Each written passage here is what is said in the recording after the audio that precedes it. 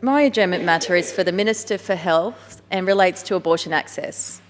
Under Victoria's Abortion Law Reform Act 2008, a registered health practitioner is allowed to voice a conscientious objection to a pregnancy termination. In practice, this means people like doctors, nurses and pharmacists can refuse to offer you any assistance, but they are then legally required to refer you to another provider. However, recent reporting by the ABC details an insidious trend of non-compliance and an utter absence of any reporting or enforcement. This is not a new issue.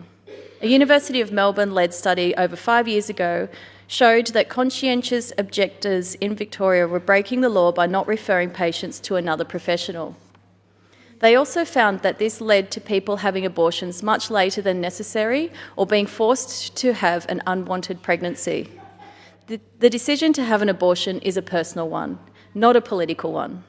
The continued existence of conscientious objector provisions in Victoria's abortion laws goes against everything that these laws stand for: a person's right to control their own body.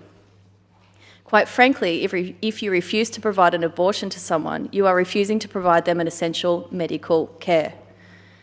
If you can't do your job, maybe you should consider a different career.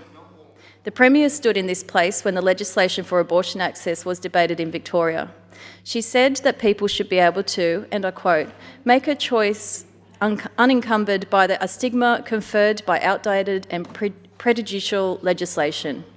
Well, I'm here to tell you that this legislation is outdated, this legislation is prejudicial, and this legislation needs to change.